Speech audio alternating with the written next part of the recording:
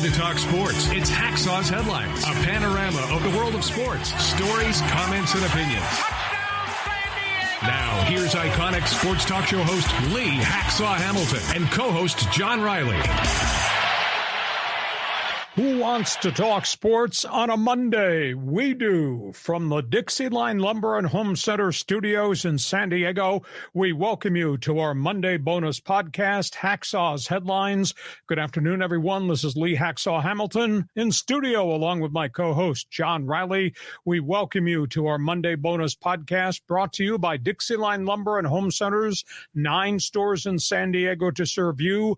You've got projects, you will need materials, you want ideas, go to them, DIXIELINE Lumber. And by North County Eye Center of Poway and Escondido, wherever you live in San Diego County, a free eye vision test is just a phone call away from you. Call, mention Hacksaw and the podcast. You get a free vision test and you get a discount on frames, North County Eye Center, Poway, and Escondido. John Riley, good afternoon. We both survived July 4th's holiday podcast. I survived jet lag. We are back in the anchor's chair. Man, and we got a lot of stuff to talk about. How you doing? I'm doing great. Well, how was your trip? How was the Hacksaw holiday cookout?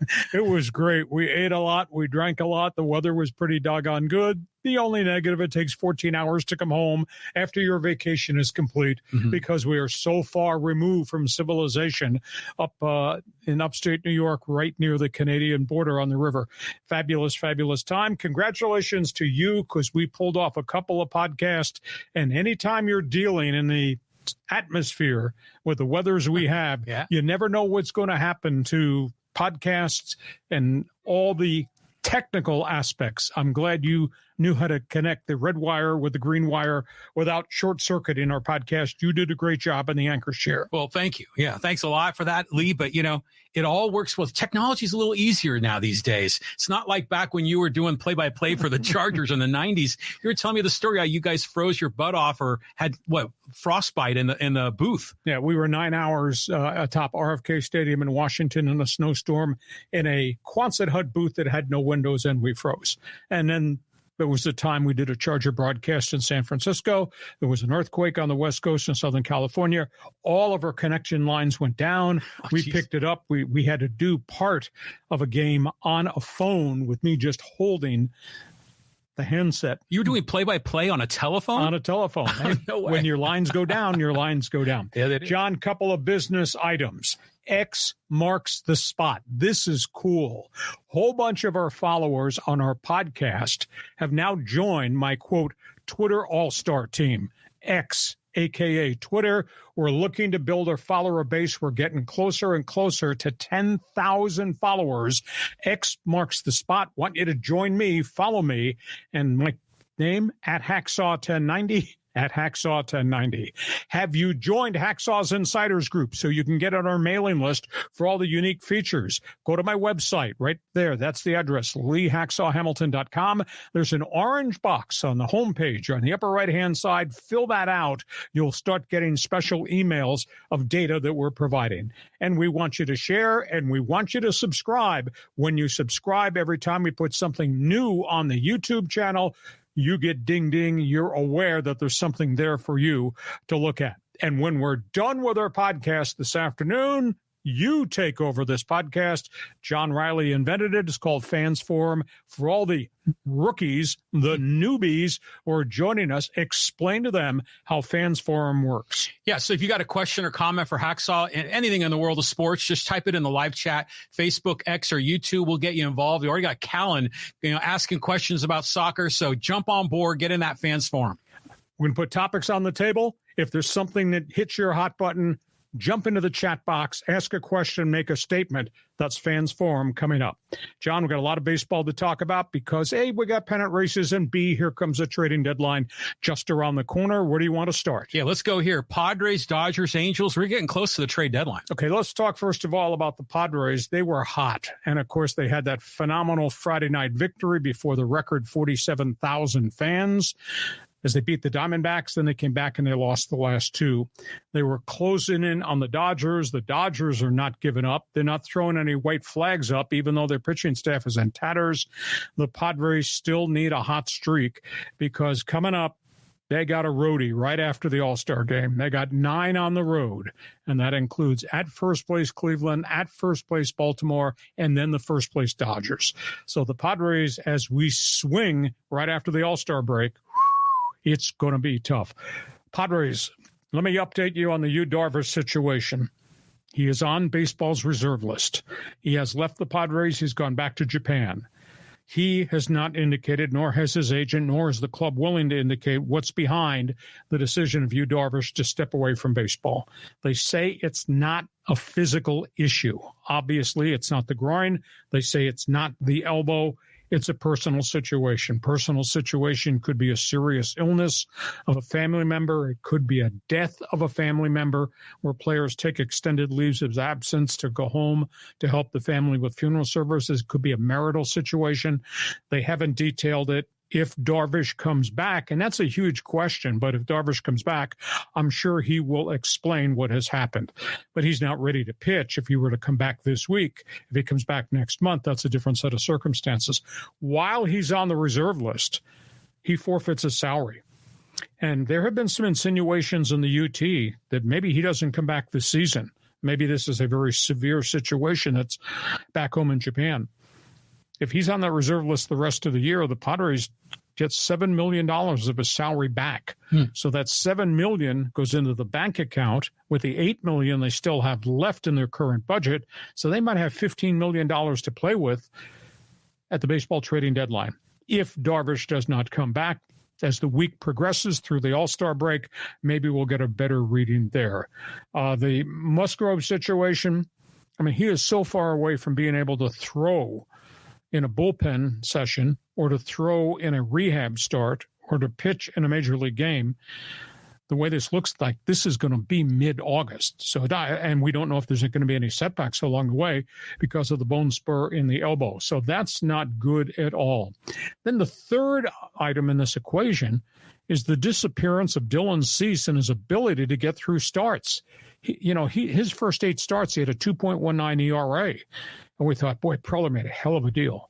His last 11 starts, his ERA is well over 5. And he's not winning any of them. And he's not competitive. And he's not getting past the 4th or 5th inning in virtually all these starts, plagued by home run balls, plagued by walks. There's a mystery. There's something not right with location, which to me is mechanical. Well, you got all this video on the pitcher. Why can't you solve this situation?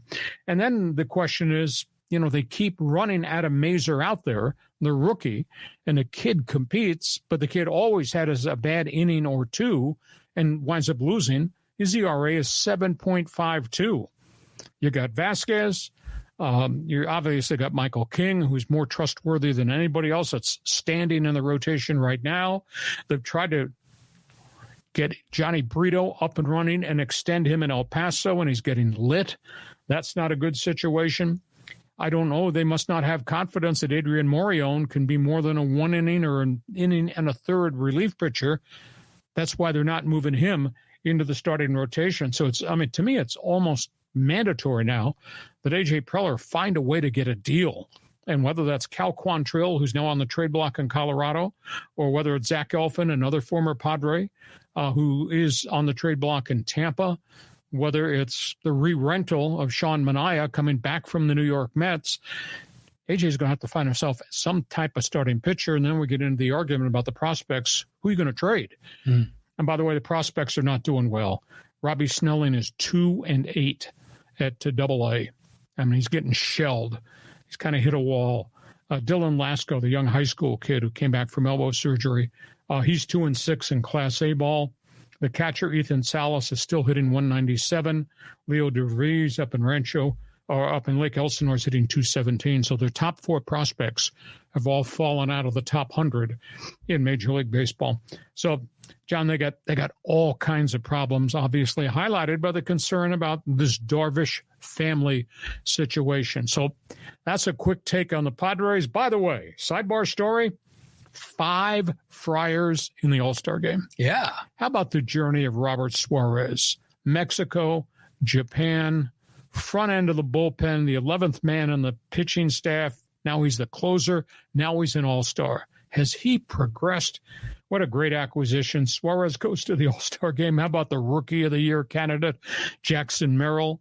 I mean, he wasn't even counted on making the opening day roster until all of a sudden they had holes in center field. He was more shortstop than it was outfield, and he is not, the stage is not too big for him. I mean, it's absolutely stunning how somebody this young as a former number 1 pick could do this. And, of course, Luis Arraez gets to go to the All-Star game for the 3rd time in a row, and they join Profar having a career season, and then you add in Tatis, who I think should go and at least stand on the first baseline in uniform and be saluted by all the fans. I mean, Fernando has earned this, even though he's out for an extended period of time. So that's, I've emptied all the pages from my Padres notebook. Audio problem here. I think we get it right here because we were on audio and then suddenly we went off. So let me just double check here to make sure everything is all right. Yeah, we're good now. I think we're good. I just want to make one more comment about the Padres. All-Stars. I mean, in March, we were saying who in the heck's going to play left field and center field? Yeah. We were huge questions in February and March. Profar signed kind of late, if I recall. And then we had no idea about Merrill. And to go from having huge questions to a few months later, having the whole outfield in the All-Star game, it's incredible. Yeah, I concur. And the Suarez story to me is so heartwarming, what he's made himself. And let's give credit to the front office. They cited and they scoped, they saw this guy and what he threw, and they figured we can configure certain things and make him a setup guy. And then he became a closer. I mean, that's a cool story. Because he was pitching buried in Mexico and went to Japan, and he was not a star in Japan. And they brought 3 pitchers over from Japan. And Luis Garcia was 1, Nick Martinez was the 2nd, and this guy was the 3rd. And Suarez has become a closer and the National League closer right now. But he's greatly earned that All-Star bid. But sometimes I wonder if players know that fastball's coming, and they're already revved up for the quick swing. Because we've seen that a few times where he comes in, and we gave up a bomb on, when was that? That was the Friday night game. Yeah, give up a 2-run homer and a grand slam home run. Yeah, like boom, boom. And you're like, holy moly. But that's a byproduct of Mike Schilt using him 3 straight nights. Yeah, correct. That's too much. Correct. And that's twice now. He's gone 3 nights in a row and gotten lit on the 3rd night in each time. They need to be cautious with him because he's so valuable. Okay, let's go from Padre baseball. Let's talk about the Dodgers. They're sitting there and holding their breath as to what's going to happen next with pitching.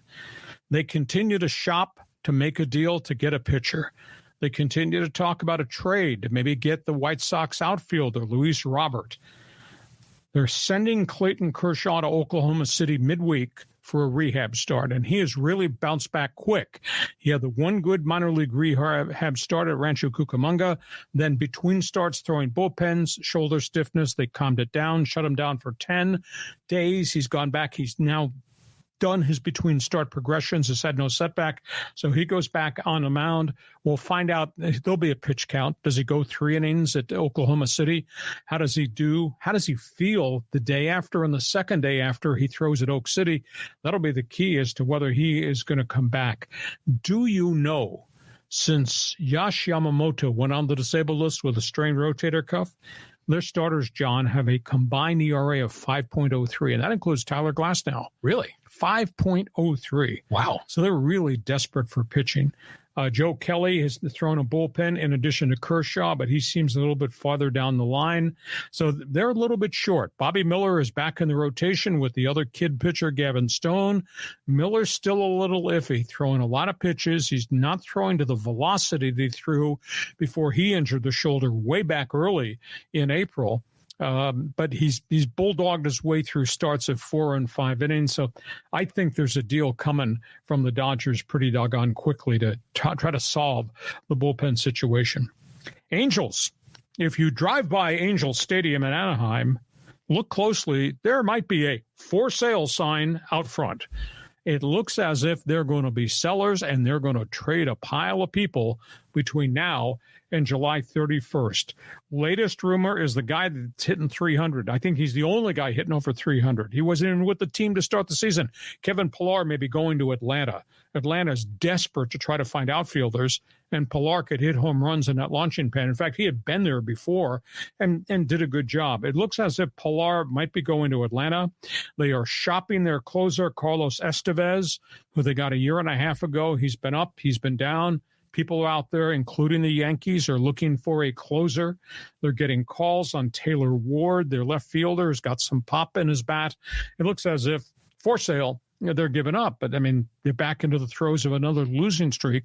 As hard as Ron Washington has worked, there's just not a lot there. By the way, they just lost their second baseman, third baseman, who had just come off the DL. Luis Rengifo is gone again with a wrist injury. And your guy, Anthony Rendon, is being activated. I mean, he's missed more games in 4 years than he's played in 4 years with the Halos, and he had a torn hamstring. He is back. He's been running. He's been hitting.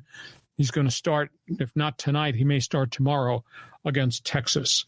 So your comment on the Dodgers, your comment on the Halos. Well, on the Halos, first of all, you said there was a for sale sign on the stadium. I'm thinking, hey, Artie's selling. No. Artie's selling the franchise. Selling roster spots. Just the roster spots, yeah. So, one of those guys, we say Carlos Estevez, that's the Charlie Sheen guy, that's kind of connected to him. I heard the rumors about Renigfo going to maybe to the Yankees, all these speculation, but the Angels clearly need to somehow be able to parlay guys to get more assets, and hope that some of those lotto tickets hit. Because right now they're just scraping the bottom of the barrel. The Dodgers, is Clayton Kershaw done? I mean, he seems like he's injured every year. When was the last time he had a strong season? He's had 3 seasons of different issues, back, then shoulder, then the shoulder surgery, but then he's come back. He refers to himself, I'm the pitcher with the old man arm. So this might well be his last season, but when he's right and when he's been healthy and when he's fought back from these injuries, he's still been vintage Clayton Kershaw. So he's not ready to hang it up, but this might be the final go round for him. But the Dodgers draw $4 million. The Dodgers, not afraid to pay luxury tax. The Dodgers have a lot of players at Oklahoma City and at AA and have never historically been fearful of doing something of real significance at the trade deadline. I mean, you look back in years prior, Mookie Betts, Adrian Gonzalez way back, monster deals. Dodgers might do it again because they do have the assets to still package. They hold on to a lot of their players. Sometimes they overrate their players, but they do make deals. And they right now are kind of backed into a corner. And, they're looking over their shoulder because the Padres, they had taken a 10-game lead and the Padres had chopped it down to 6.5, but then they got drilled by Arizona Saturday and Sunday. Arizona had a hell of a road trip because they beat the Dodgers at Dodger Stadium. Christian Walker hit 5 home runs in 3 games and ran them out. So I think the Dodgers are probably going to make a deal. And because we do follow everything on this podcast, late breaking, off the sports wire, Trevor Bauer, Mexico City Diablos, 10-0, 1.66 ERA, 122 strikeouts and 108 innings in Mexico. Does anybody have the phone number to the Mexico City Diablo Rojos? Nobody is going to need pitching? Are you telling me that? Pick up with a phone, make a call, because there aren't any like Cy Young level starters that are on the block, right? Yeah. I mean, unless the Rangers kind of fall out of it and they might deal Scherzer, I don't know. But every one of the names we're hearing are just a bunch of recycled number 4 starters. So, Bauer, you think, would be able to plug right in and go. Fans Forum. Is there anybody out there that agrees with us that, yes, Trevor Bauer has acted like a jerk, but the guy is 83 and 59 in his major league career and could be your number 2 or number 3 starter and you give him the ball? The dude is 10-0 in Mexico City. I grant you that's AAA baseball, but he's dominant. Would you make the phone call if you were the Padres for Trevor Bauer? I'm just surprised there's nobody in Major League Baseball, and there are people with monster pitching problems. Yankees are just an absolute mess, trying to hold themselves close to Baltimore. Do you think the commissioner's office is putting any pressure on any of these teams to not sign him? Oh, do you think they'd ever talk about that? No. But at the end of the day, there should be some Maverick owner. So, Fans Forum, somebody jump on board in the chat box and just tell us your impressions of what the Padres should do, what the Dodgers could do, Angels fire sale, and the whole Trevor Bauer situation. Feel free to join us. John, we go from all things Major League Baseball. We're going to have to talk about this, and might as well be right now. Lakers line. Lakers line, yeah. I mean, they're struggling to get this roster together, Lee. It's amazing. Nice headline. No one wants to play in L.A. Let's just review the last calendar week that was kind of wrapped around the NBA draft. The first item in the equation was KLAY Thompson met with the Lakers last Saturday night, and they talked about a creatively financed deal. There were limitations to what they could pay him in first year. It'd be second and third year, he'd make more of the money. He's had a great career. Outstanding three-point shooter, one of the Splash brothers at Golden State. KLAY Thompson did not want to play for the Lakers, and to complicate it, Golden State, although they could have worked a sign and trade, did not want to take on any of the riffraff on the Lakers roster. Golden State did not want to take on any money of Lakers contracts. They just wanted draft picks. Well, I'm not trading a number one for KLAY Thompson. Sorry, that just doesn't make any sense from the Lakers' perspective. He winds up going to Dallas in a 3-team trade that turns out to be win-win. He got a 3-year, $50 million contract. So KLAY Thompson's the first one said no. And, of course, they had talked extensively the second half of the season around the NBA trade deadline to Atlanta for DeJounte Murray. And that thing stalled because the Lakers did not want to part with 2 number 1 draft picks to get Murray out of Atlanta. Well, then Murray winds up going to New Orleans in a 3-team deal that involved multiples of draft picks and salary, etc. So that's the second guy. Then everybody was of the opinion DeMar DeRozan from the Chicago Bulls, who at age 34 has found the fountain of youth, and he played really well on a bad Bulls team. He becomes available. And all this conversation about DeMar DeRozan and would use some of the money LeBron James gave back, make this deal come. He'd be a veteran backcourt force. He goes to Sacramento. Sacramento Kings outbid the Lakers to get DeMar DeRozan. Chris Paul had an opportunity to come here in some type of sign and trade with Golden State. Then he got released by Golden State. Chris Paul doesn't come to the Lakers either. He winds up going to San Antonio. And then to aggravate it all, one of the more productive guys off the bench, Taurian Prince, leaves. He goes to the Detroit Pistons, the last place Detroit Pistons. He'd rather play for a 16-48 Detroit Piston team than play with LeBron and AD and still be part of the rotation with the Lakers. They can't get anybody who wants to come and play here. I mean, to me, that's a stunning off-season story beyond the hiring of J.J. Redick, beyond the drafting of LeBron's kid in the second round and giving him the guaranteed contract, etc. Just stunning. By the way, speaking of the draft picks, I know you like ESPN. All right, I'm not going to bag on you for that, but I'm going to bag on them. So Bronny makes his debut in the NBA Summer League. They play up in the Bay Area. It's called the San Francisco, California Classic. So he plays the first game against Sacramento, and the Lakers rookies get killed by the Kings rookies. And Bronny goes 2 for 9 in 22 minutes. 2 for 9. And just overwhelmed. I mean, just couldn't handle the speed.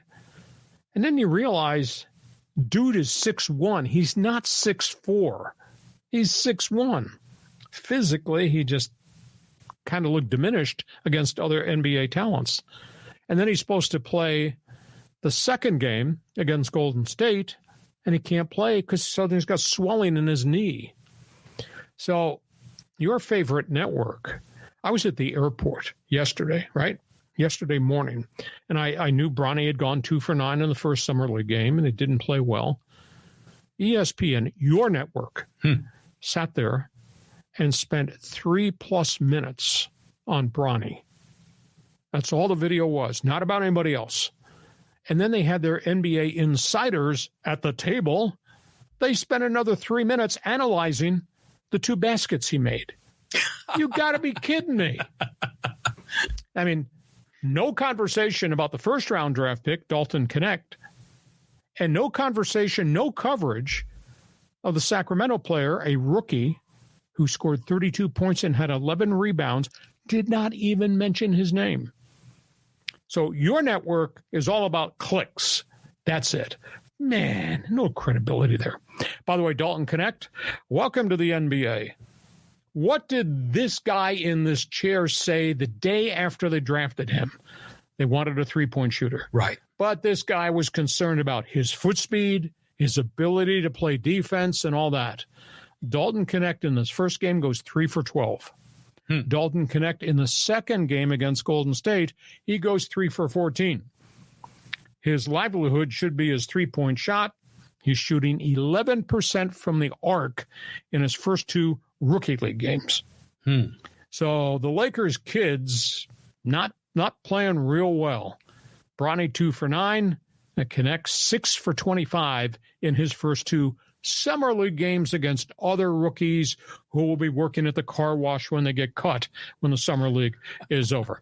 So, John, you might be the only one who wants to play for the Lakers, but that's quite a list of guys that they did not get.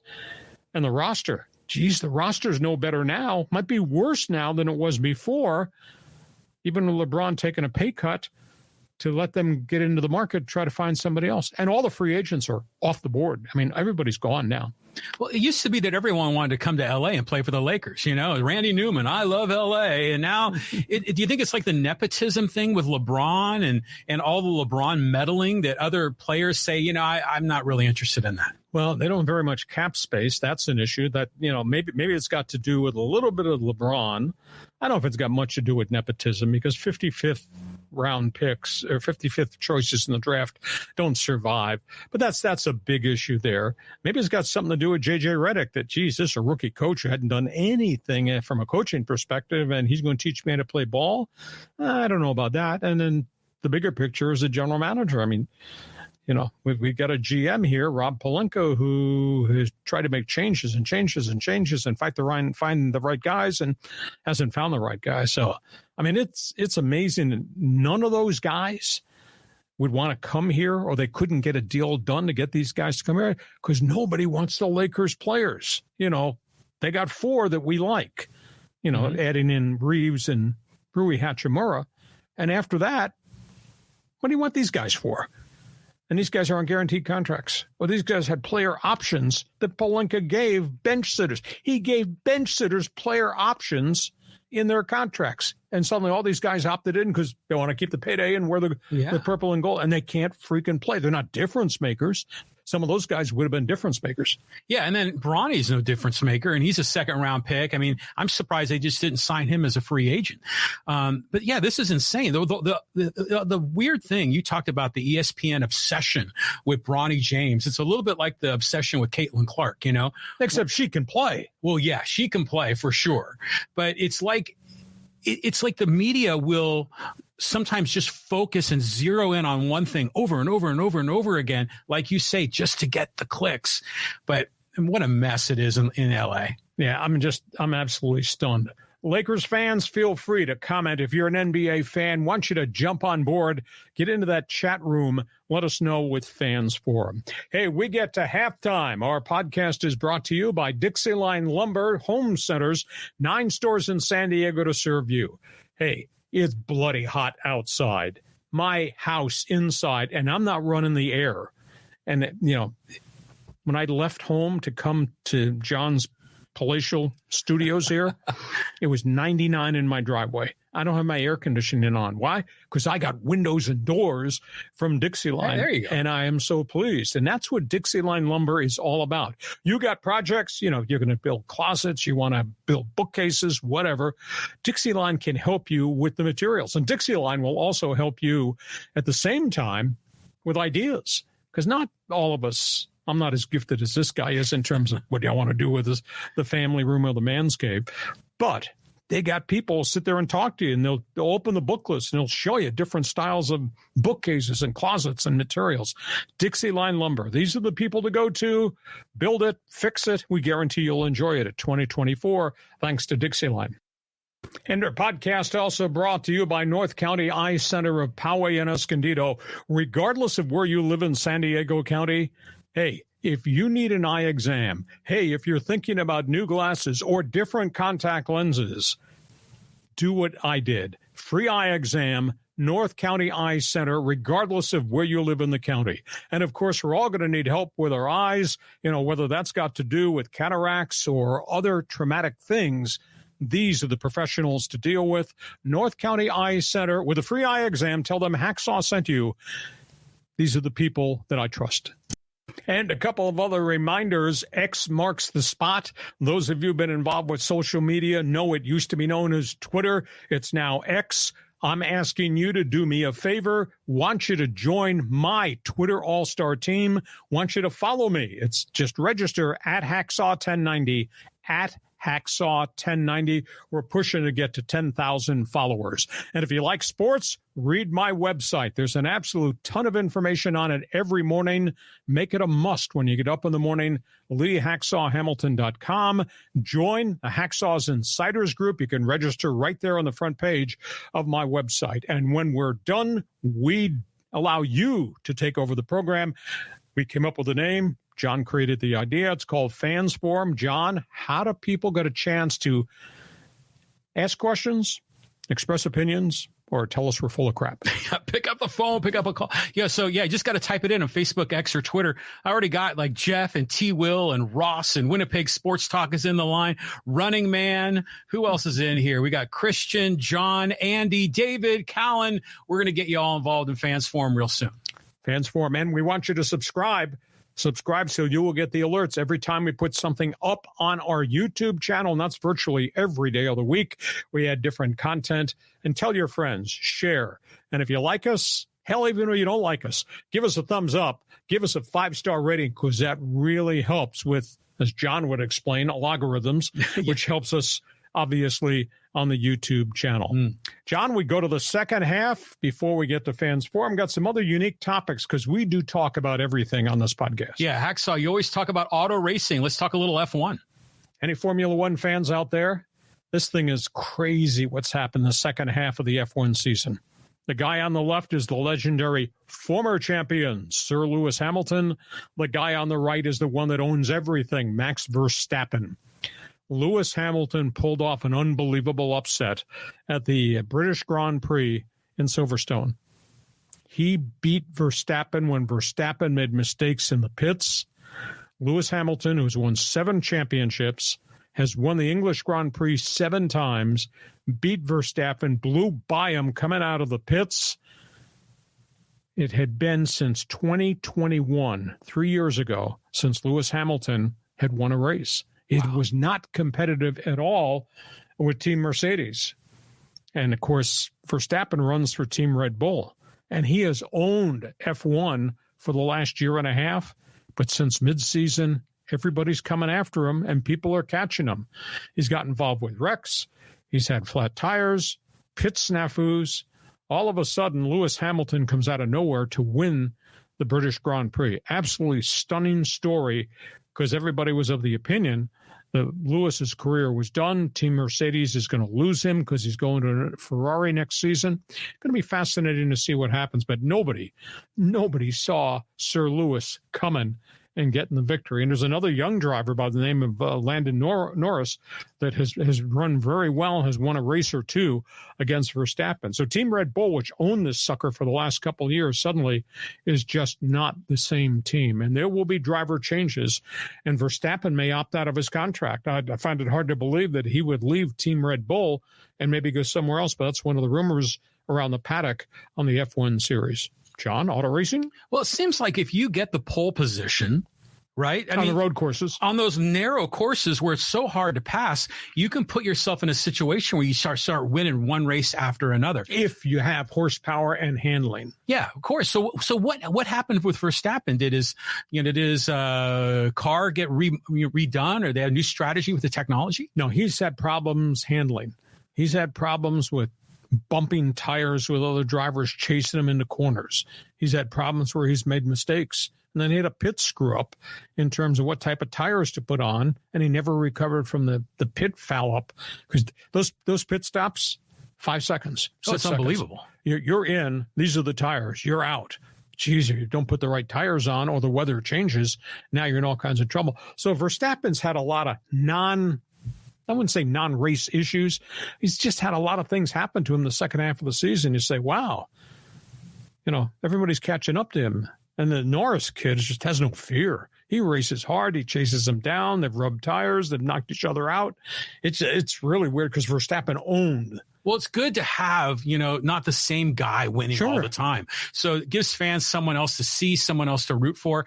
Lewis Hamilton coming back is great, but what about some of these other younger drivers? Well, do you have horsepower? Do you have handling? And all these younger drivers and all these other teams, the answer is no.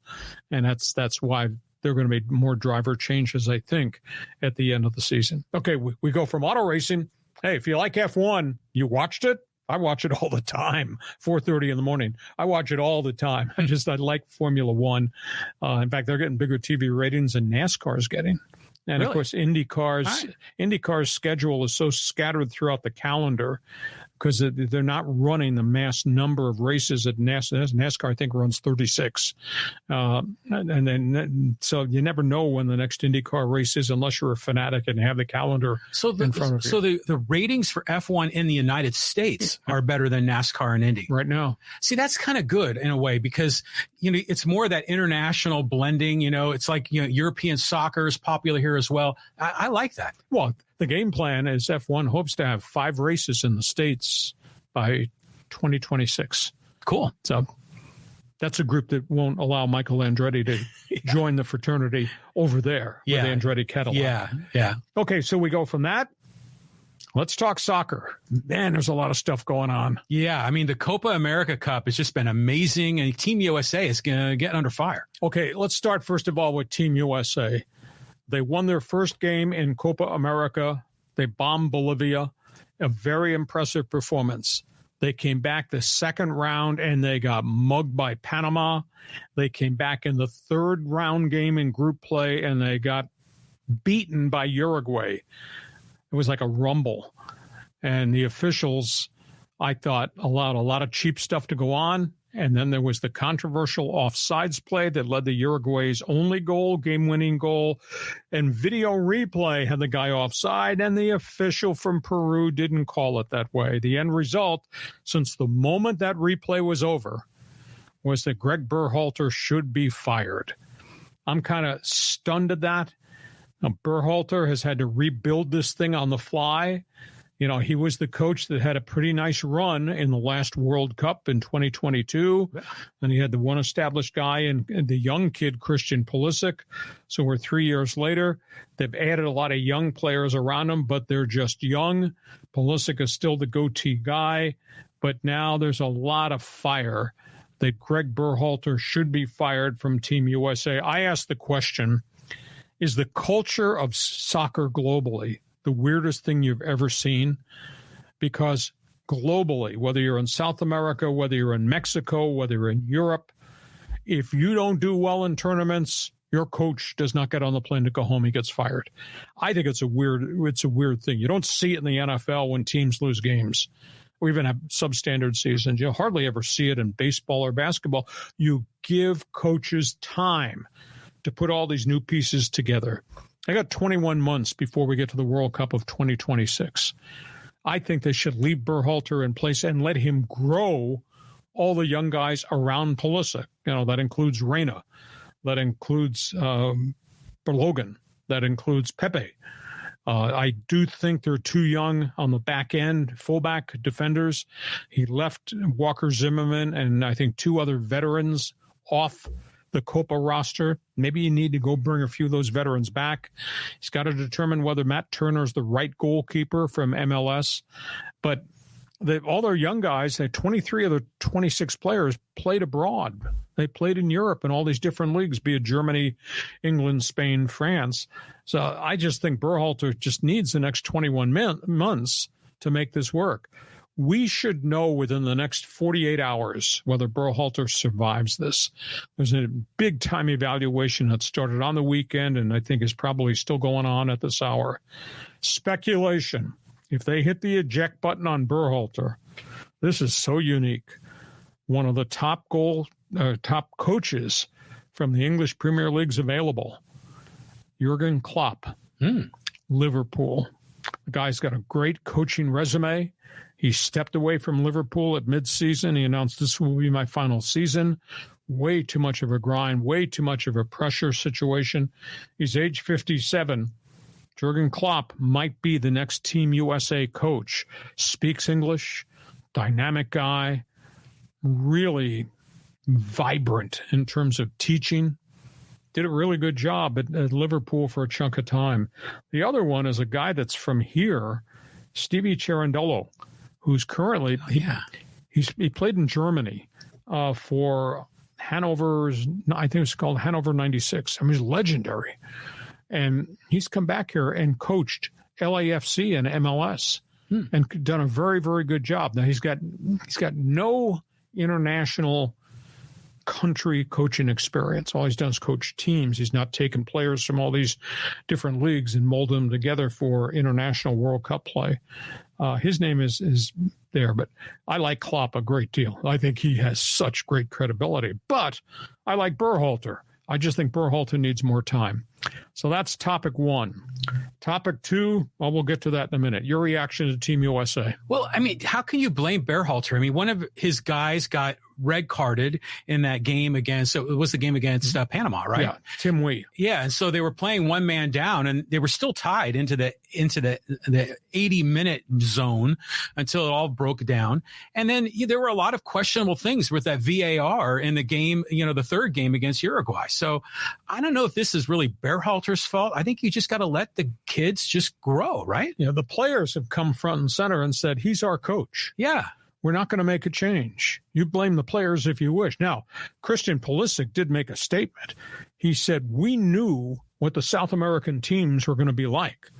I mean, they mug you and they fouled you. I think there were, in those two games, there were 29 fouls and a bunch of yellow cards against the South American teams. Oh, it was unbelievable. Panama and Uruguay. He said, our guys, for some reason, didn't respond to what they knew was going to happen. They had all the video of how Uruguay plays, and they had what Panama does.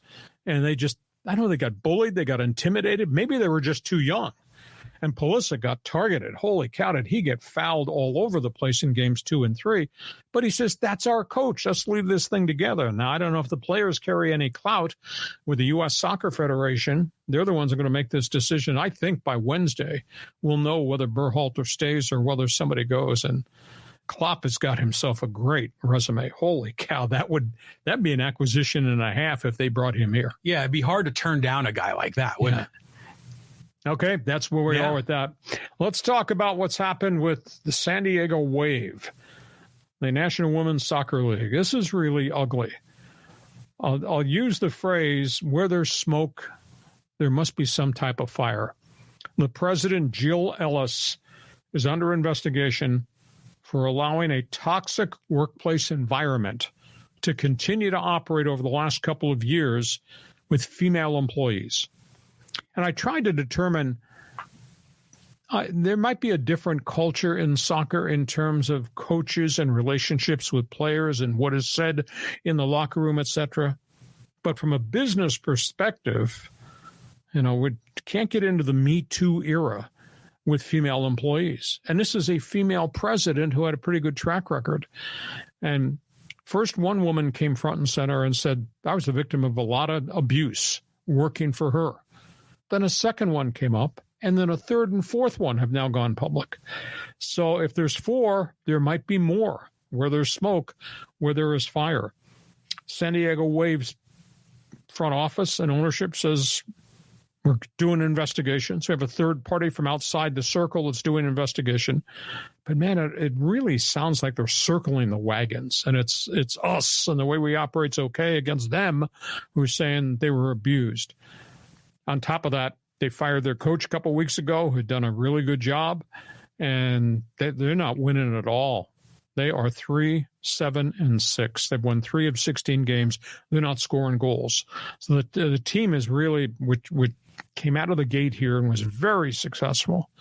And Alex Morgan can't score goals. Nobody's scoring goals. So the roster makeup is a big issue right now. But this is not a good look for Jill Ellis. And I hate to use the word cover up, but like I say, smoke and fire. You got 1, then you got 2. Now you got 4 employees, all female, have said we've all been abused by this person. That's not a good look at all. Well, what kind of abuse? Is it just like a boss yelling at an employee? But it's not like a sexual thing or a physical thing. It's just, you have a pretty dominant boss, right? Well, we don't know the specifics, intimidation, threats, that stuff goes on. The National Football League had a real serious situation with Arizona Cardinals about a year and a half ago with Michael Bidwill. Right. A lot of front office people left just because of how they were bullied and how they were treated as employees by the president owner of the team. And top 5 executives under Bidwill on the organizational chart all were removed. So, like I say, where there's smoke, there's fire. I'm sure this story is not going to go away.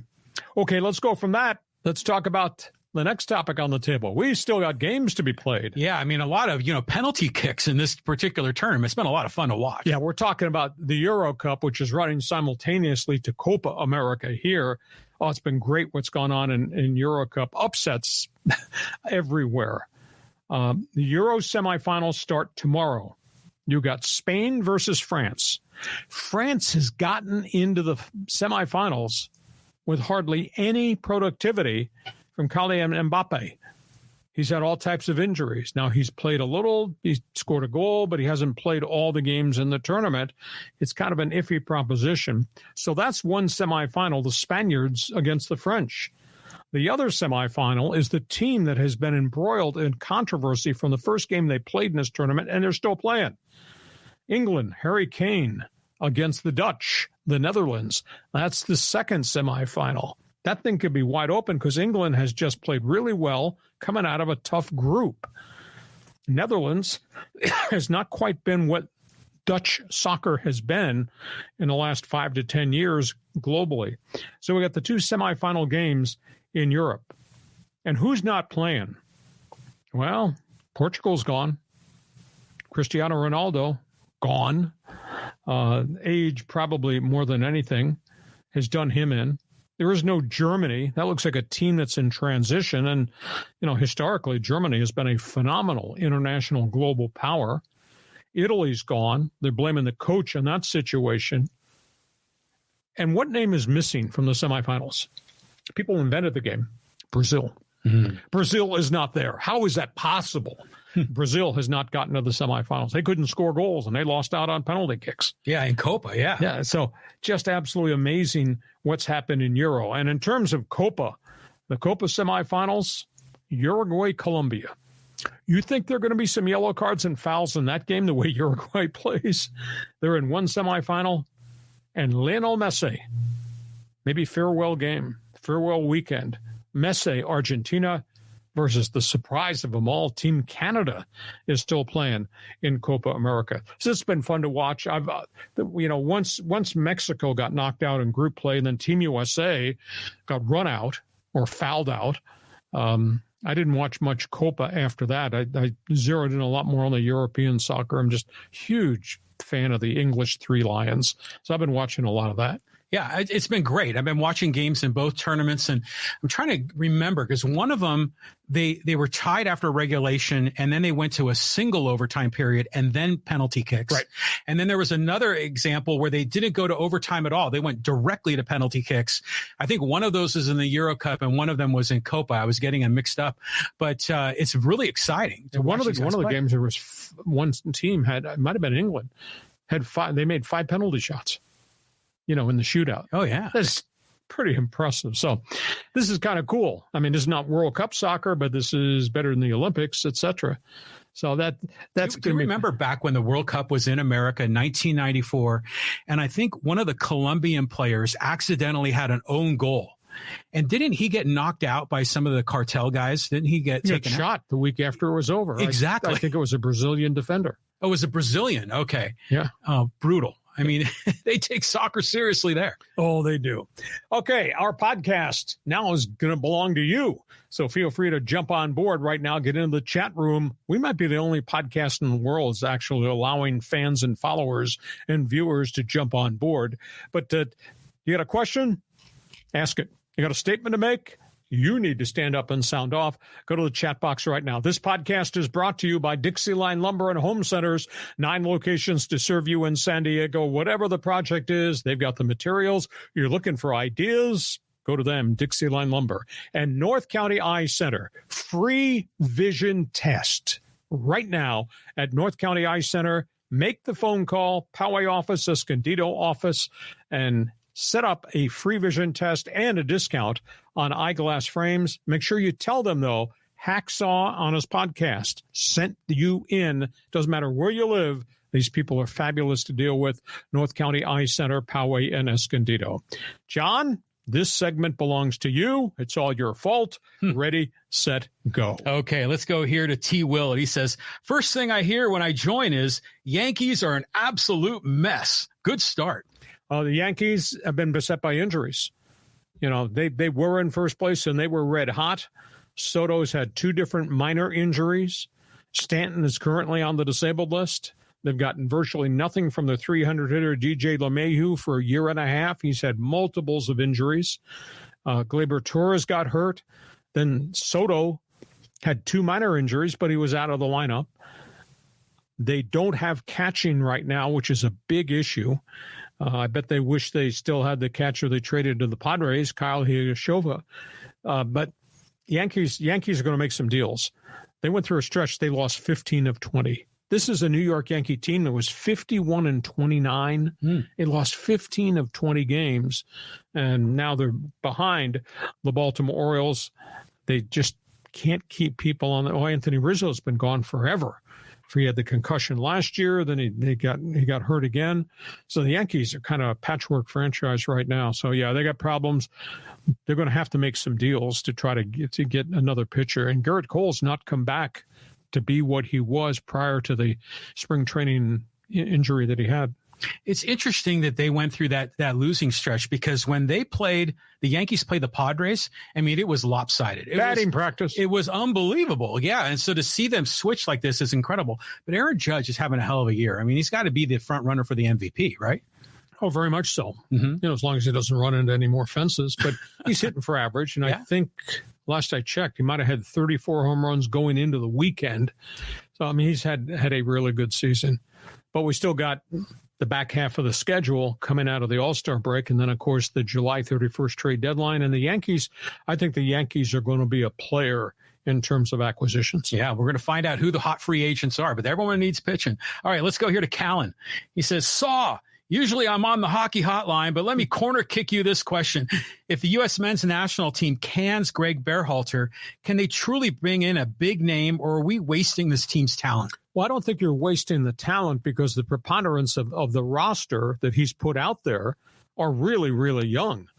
You know, Pulisic has grown into become a man, and John and I are soccer fans, and we've seen him grow from an 18-year-old who's gone abroad and played a little bit at Chelsea, wasn't given much of a chance, went to AC Milan and played really well in the Italian league, and has come back. He looks so different right now.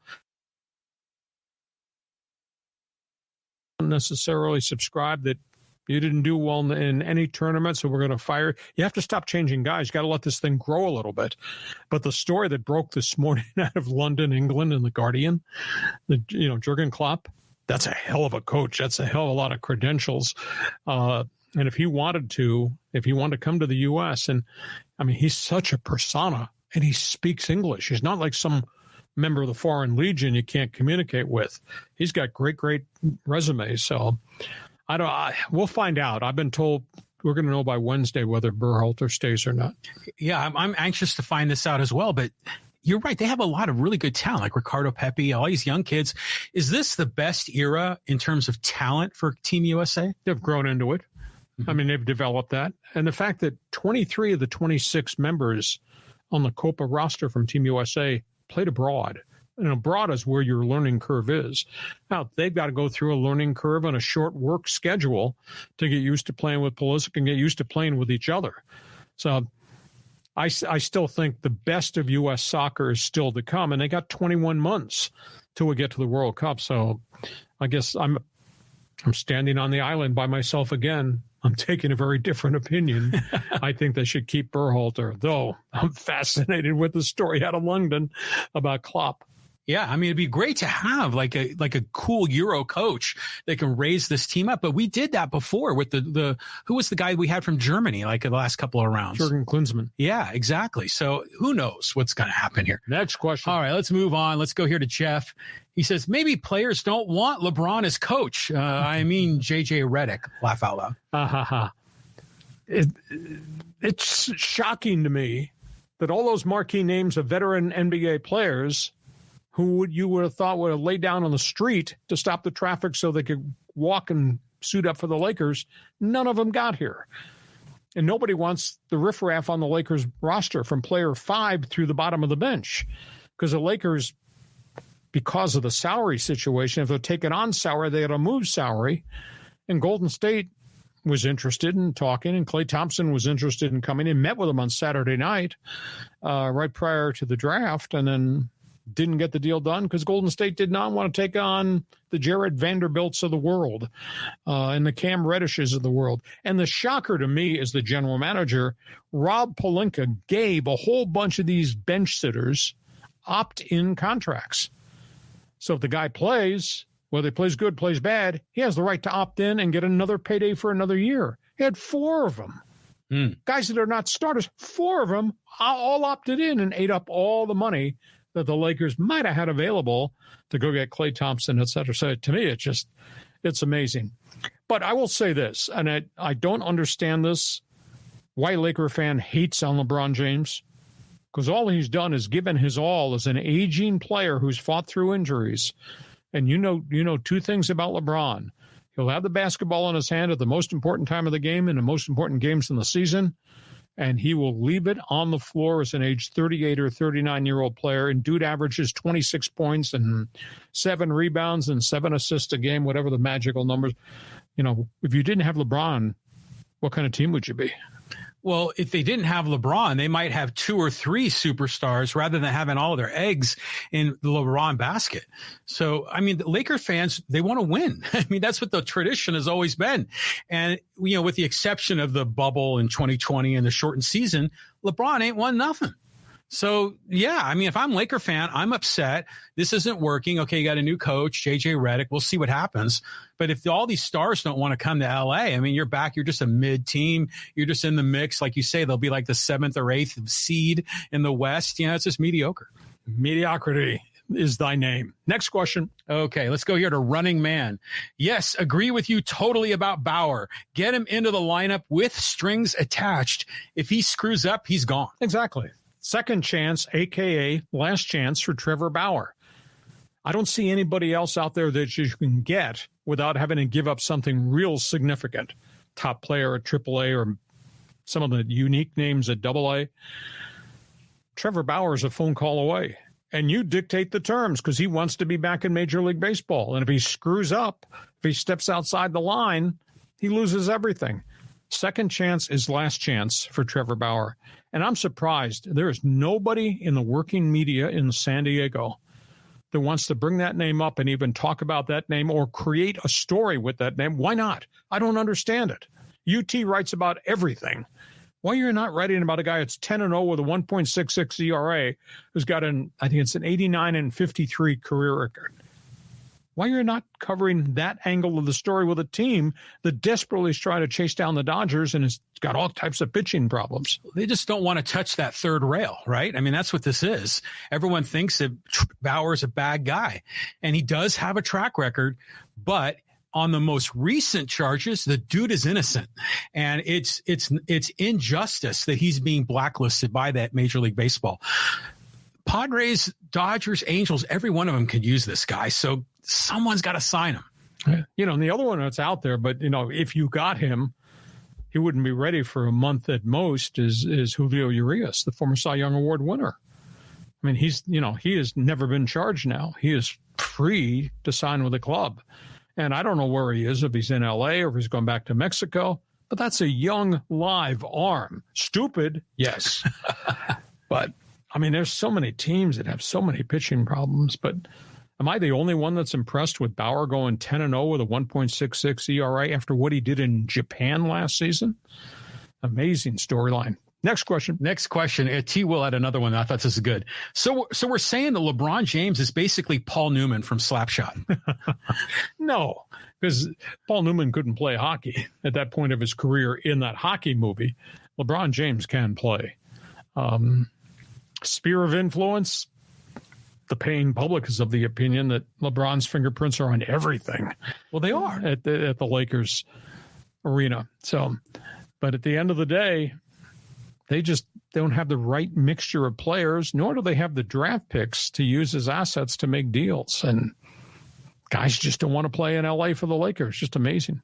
Do you think, you have all those players on the roster, the 7th, 9th, 12th guy on the bench, they opted in. But do you think Pelinka did what A.J. Preller did, where he gave them too attractive of a deal just to lure them in, and now he's paying the price? Well, he's paying the price. Again, they were restricted as to how much they could give some of these guys, the Cam Reddishes of the world, or the guard Gabe Vincent, who came from Miami but was hurt all year. But to get them to come, I had to pay them a lower price tag because they had limitations with the salary cap. But the flip side is I'll give you – that's right. Yeah. I'll give you the opt-in. So – and Gabe Vincent came and got hurt. Cam Reddish came from the Knicks, and he got hurt. And before that, they had played well in spurts as role players with the Heat and the Knickerbockers. But they gave them opt-ins. They gave 4 guys opt-ins, and then they all took the opt-ins. They gave D'Angelo Russell an opt-in at $18 million. Now, he opted in. Maybe they can still trade him, but he's kind of an in and out type guy. He played so well for chunks of last season, and during the playoffs, totally disappeared on them. He opted in so he could get paid another year to be on the Lakers. How many teams has he been on? He's been traded once or twice. He's been on like 3, 4, 5 different teams. He was in Minnesota. He was with Brooklyn. He's moved around, but you still see the vibrancy. You see this 3-point shooter out there and you say, wow, he broke the Lakers record last year on 3-point shots. Attempts, made, percentage, had a good season. But when they needed him the most in the postseason, disappeared, or sitting on the bench next to the coach who was about to be fired. So. Well, probably because they're putting all the focus on LeBron when you get into the playoffs, because LeBron is like the point guard. He's the 3-point shooter. 3-point shooter. He's the power forward. He's the rebounder. It's all LeBron all the time.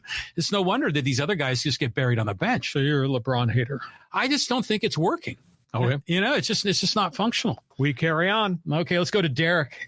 Lewis Hamilton winning was absolutely incredible yesterday. I didn't see it coming. I mean, I think he's finished third once in the last 3 years. That's the highest, because Mercedes was never able to figure out horsepower and handling. I mean, Mercedes is not what they were. And he had 99 career wins. And they hit a wall in 2021. And as the technology changed, they just did not keep up. And he was not competitive at all. I mean, you're talking about falling off the face of the earth? Wow. And to see that now, he's gotten progressively better the last 3 to 4 weeks. And I don't know whether they've found handling, or everybody's got the same components of horsepower.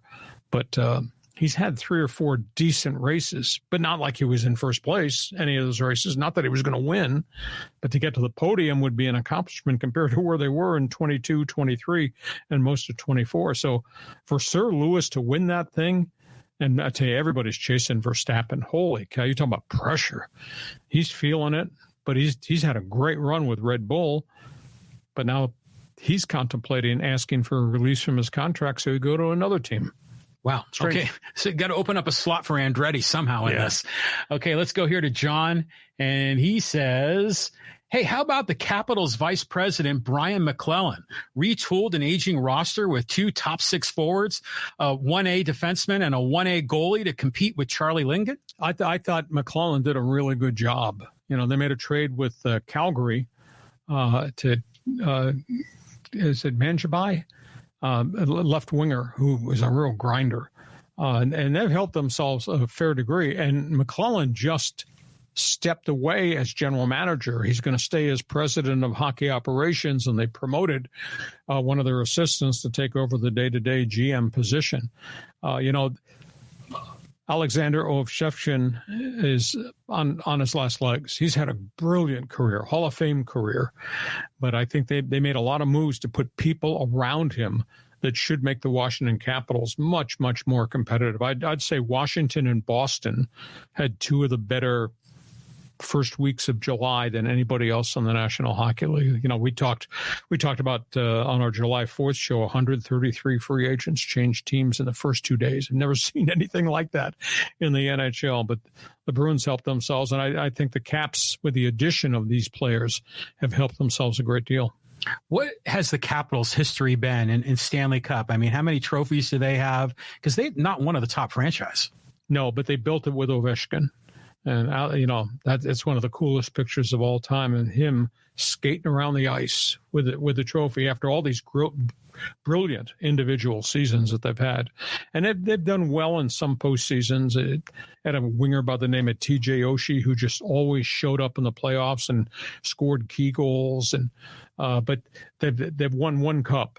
And Ovi is just a superb, great hockey player. Wow. So let's get some more questions here. Yeah, I'm looking here while you're talking, and let's go to Gregory. He says, if this was minor hockey, they would take ownership away from a team, a la the Commanders Redskins. Which team is he making reference to? If this was minor hockey, I'm not sure which sport he's talking about. Yeah, I'm not even sure either. Let's go somewhere. But Greg, cycle is back. What team are you referencing that you'd like to have this taken away from? Maybe he's making a reference about the Anaheim Ducks, who I don't think did anything in the offseason. I mean, the Ducks had, just for a little background, the Ducks had $31 million in cap space. They had 9 draft picks, and they hardly did anything in the draft. Their draft was unique. Not to say they didn't get future players, but none of those guys is going to be in Anaheim this year. None of them are going to be with the San Diego Gulls, and they bypassed a couple of top Russian defensemen, and they've done virtually nothing in free agency, and all the free agents are gone off the board. They got lit up. The Atlantic, and their beat writer just killed Pat Verbeek, the general manager. And John Gibson is still there. Free John Gibson. I would have sworn they would have traded the former all-star goaltender, and they would have had to pay a piece of his $6 million a year salary. But what they need is they need veteran players to put around all the really good young kids that Verbeek has drafted, because they're always getting the first, second, or third pick in the draft. We're going to wake up one of these days in our life, and the Ducks are going to be pretty good because they're force-feeding all these young kids. But they just sentenced their fans to another 45-loss season by the fact they did nothing in free agency at all. And down here, and I may be the only media guy that cares and covers the San Diego Gulls, they have now lost their top 5 veteran players, all left to go get contracts with other teams.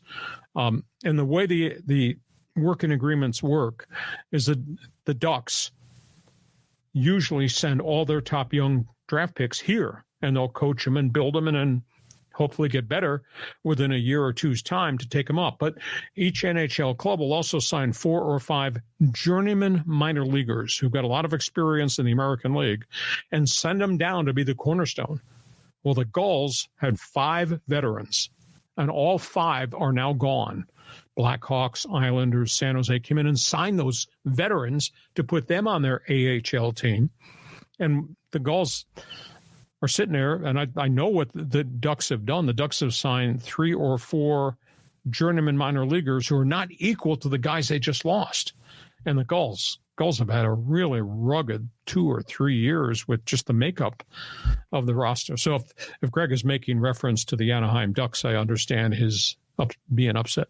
Yeah, well, I think a lot of times you see that where veterans will go down to the minors because they think there's a chance to slip into the roster on the big club. but the Ducks aren't moving those guys up. So it's no wonder that they've moved off the team. Gone somewhere else for maybe a little bit more money, or gone somewhere else where it might have a chance to be the first call-up to play for the Blackhawks or the Islanders, etc. Good point. Okay, so here's one from Gary. Hi, Lee. I had no idea you were on. How long have I been missing this? You look and sound great. Wonderful. My goodness, thank you for the compliment. Gary, where you been? Gary, you've missed 16 months of Hacksaw on this YouTube channel. We got to find a friend in marketing that will help us promote this thing nationally. But no, I know John knows the numbers better than I do. I don't know how many subscribers we have, but it was a monster number we put together in the first 15 months of this thing.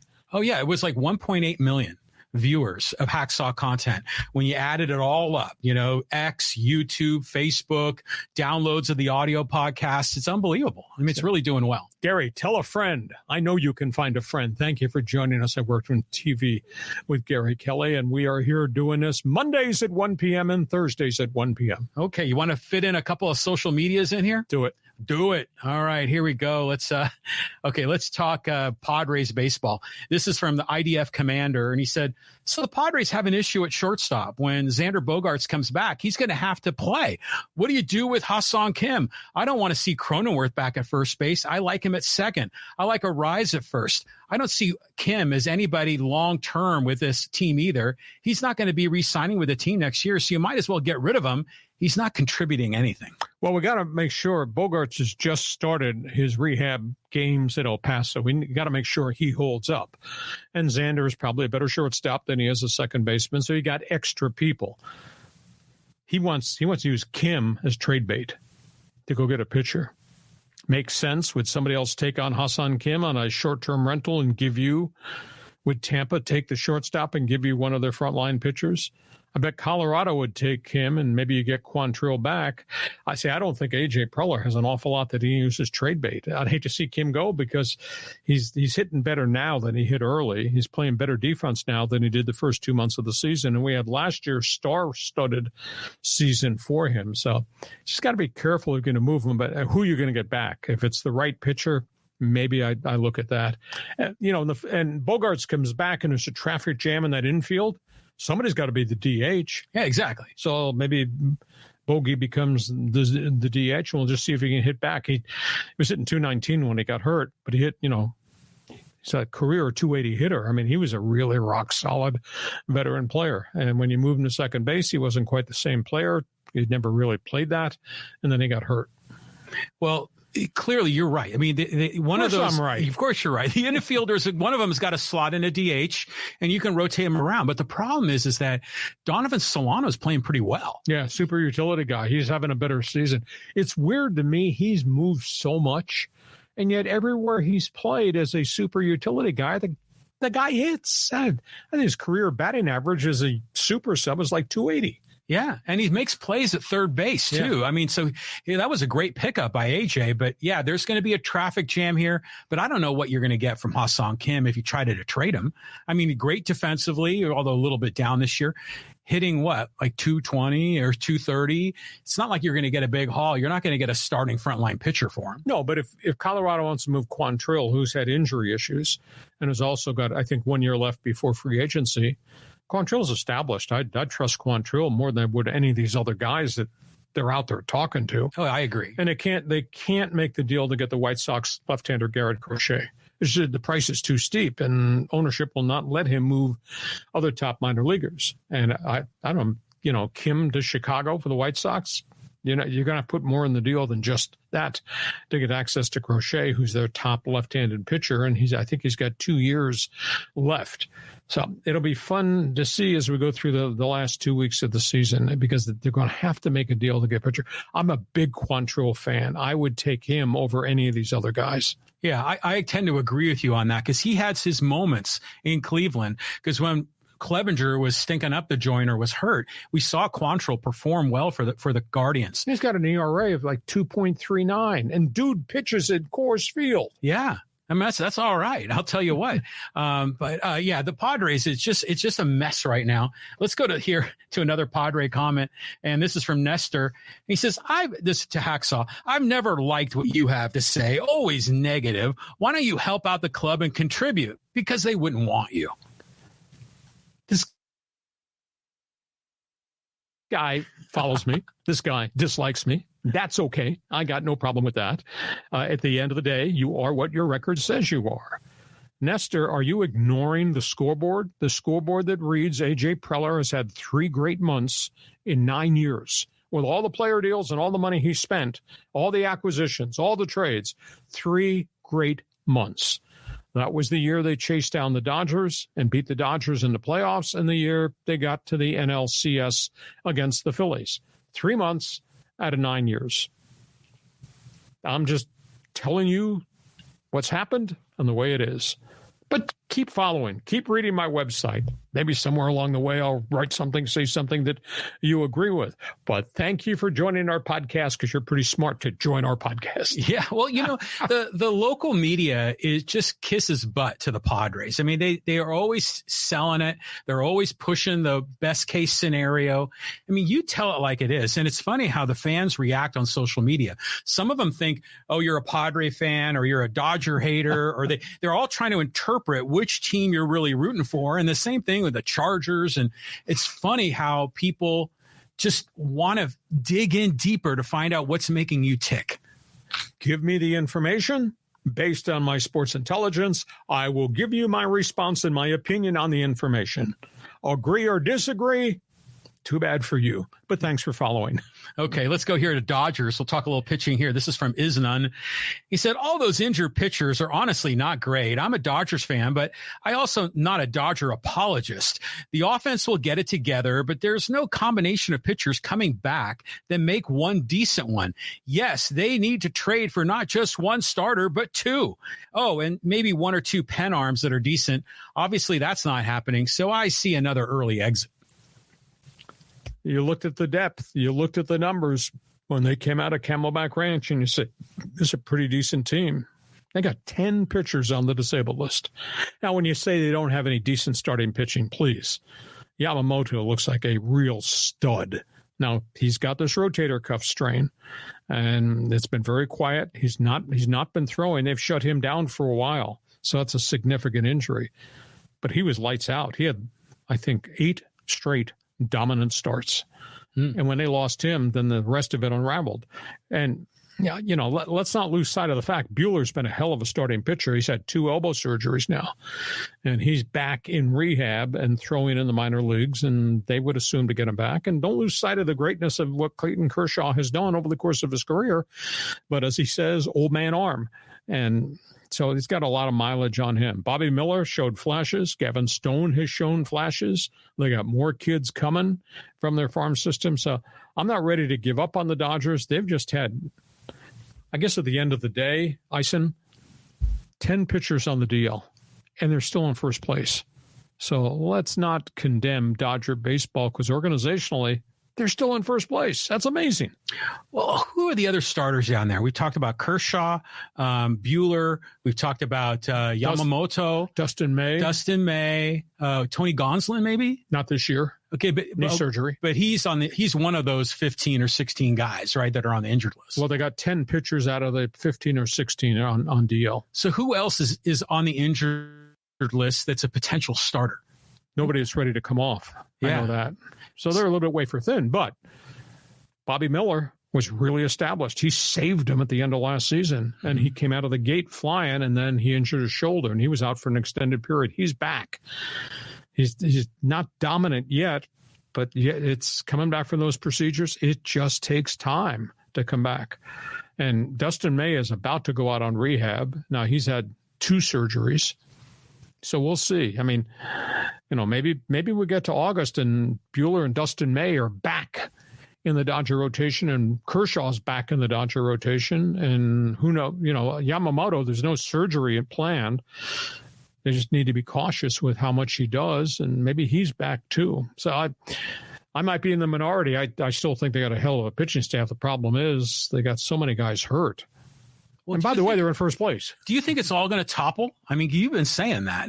I keep waiting, but it hasn't yet, because as shaky as that pitching staff has been, those big bats, at least the top 5 guys in that batting order, are hitting. I mean, their catcher, Will Smith, their catcher hit 3 home runs the other day. That's pretty impressive. But there's no Mookie, right? Mookie's out for how long? Till August or September probably, but they think he'll be back for postseason play. It'll be fun because they're going to make a deal. Maybe it's going to be Luis Robert from the White Sox. That's what I keep hearing.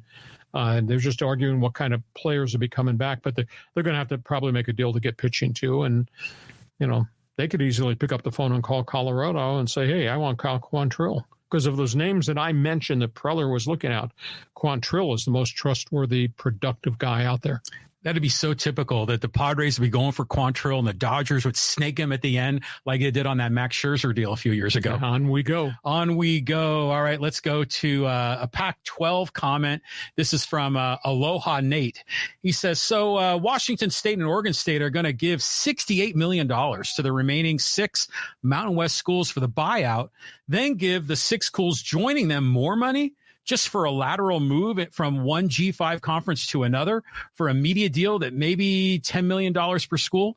It's their money, but it seems like a waste. Better to just buy your way into a Power 4 conference like SMU. Well, there's still conversation. Oregon State, Washington State might wind up in the Big 12. But there's also a lot of conversation that they have all these assets because they took over operation of the Pac-12 and there was a lot of money left behind.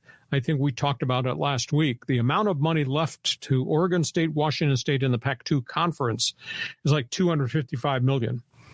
Beavers and Cougars are taking $40 million apiece, I was told, to make up for the TV revenue that they lost. The rest of that money goes into a pot. The rest of the money will be used to be dispersed to the 4 or 5 or 6 teams they want to lure. There won't be any exit fees. So that's the difference. If they sit there in 24 and 25, when the Mountain West Conference TV contract expires, all the schools, San Diego State, Boise, Fresno, they're all going to be free agents, and they won't have to pay an exit fee. So it's not as if the Pac-2 would be paying an exit fee to lure these guys out. They'll wait for the TV contract to expire, and they'll move quickly. And in 2026, these guys can just exit the Mountain West. My big issue, and John and I talked about this a couple times over coffee, my big issue is, okay, that sounds okay. So you're going to have a Pac-8 if you take 6 schools in the Mountain West and link them with the Beavers and the Cougars. But the problem is, you sure do look like a Group of 5 conference. It kind of looks like Mountain West second edition. It's not like you're going to be the Pac-8 or the Pac-12 from a level playing field. And there's a money issue, too, because these schools here, Boise, San Diego, they don't have the NIL pool that an Oregon State, Washington State has. It's a tough call as to what they're going to be. And that Oregon State, Washington State, the Big 12, that rumor is still out there. Well, how in the heck can Washington State and Oregon State have so much NIL money when neither one of them are in major markets? That's true, but there is huge alumni that have supported the Cougars and the Beavers. It's a different alumni faction than what's gone on at San Diego State. San Diego State's basketball has struggled to create a real pot of gold for the NIL. They've finally gotten there after the 3rd year, but that's a year-to-year thing. And the football has just been a struggle. And baseball's NIL is negligible. It's a real problem. So you think Aztecs going to the Pac-8, that's what it would be, an 8-team conference, but they don't have the kind of resources to compete against anybody that's recruiting California if it just comes down to a battle of NIL money. But that's the sum total is they're going to sit. Beavers, Cougars will sit until the TV contracts in the Mountain West expire, Aloha, and then they'll make their move, and those schools will be free agents, and they come, and then they'll get a fee to join this conference and go from there. There's nobody else out there. The only sexy name that I can think of that I wish they still had access to, but they don't, is BYU, because they're gone too. They went Big 12 too. Mm-hmm. What did Gonzaga do? They were talking about switching to another conference, right? But they're the cornerstone of the West Coast Conference, and the WCC has expanded basketball-wise and added school. So tough call. I mean, Oregon State, Washington State, I believe, they're the ones that signed this 2-year deal to play their basketball against the West Coast Conference school. West Coast Conference right now looks a pretty damn good conference. Yeah, it is. So, hey, hope you've enjoyed what we've done. Invite you to tell your friends We invite you to subscribe so you'll get all the alerts every time we put something up on the YouTube channel. I want you to join Hacksaw's Insiders Group, and X marks the spot. We're pushing to get to 10,000 followers on our Twitter All-Star account, so just type in @Hacksaw1090 and follow what we do there. It is great to have you with us. We're locking in so many people that are just kind of new to this. Tell your friends who we are, where we are, and what we do.